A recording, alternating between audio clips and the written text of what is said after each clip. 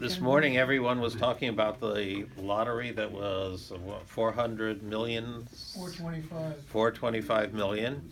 And 36 cents. we find a lottery in the Torah. Where's the lottery in the Torah? Taking place on all days of the year, on Yom Kippur. Right. There's a lottery between which of the two goats is going to be La'azazel over the cliff, and which one is going to be offered in the Beis HaMikdash. We also find in the beginning of the Jewish people coming into the land of Israel, in the book of Joshua, that when they first come in, something goes wrong in a battle, and people die. It says 36 people died. And Yeshua said, impossible. We've been promised the land of Israel. How is it possible that somebody could die in battle? They said something went wrong here, or someone did wrong. And they did a lottery by the tribes and then by the families, and then it came down to a man named Achan, and he admitted, he said, yes, I took from the booty of the last city when they were told not to take anything. He had taken it, and he hid it away. And in the discussion, as the Gemara says, Achan says, well, how do you know it's me? Just because of this lottery? I mean, let's do a lottery between you and me on something. And it could just as well come out on you as it could come out on me. So you did it by process of elimination. That is, you did all the tribes, and you put in 12 chits, and it came out to one tribe. Then you put in for the families of that one tribe. And of course, someone's going to be the one that's going to be so-called hit between me and you. So it's just random.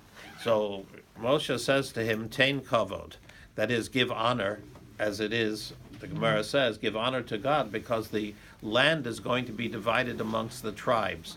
That when we come in, the land, they were still in the years of the conquest of the land in the time of Yoshua, but when we come and divide the land, it's going to be likewise by a goral, by a lottery, and if you question it, then you're questioning the division of the land, which we say is as a result of God's action, who is to receive every single portion.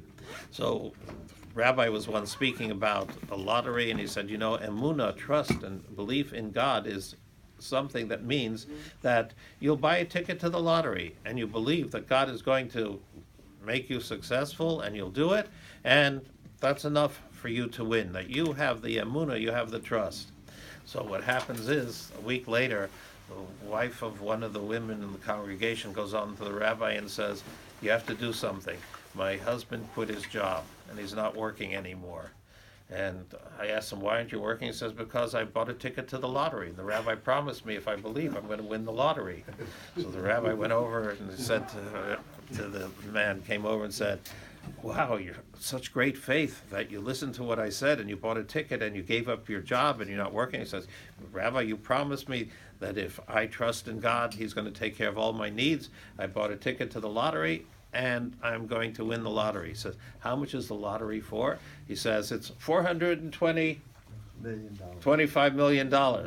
He said, wow, that is really good. Think of all the tzedakah you'll be able to give when you win that. I think everybody buys a lottery ticket and says, if I win, I'm going to give this much. God, please take care of me. And the rabbi says to him, 425 million. Unbelievable. You know what? When's the lottery? A week from now. I am going to give you $400 million for your ticket. Now, will you take it? He said, $400 million for my ticket right now? Sure, I'm going to take it.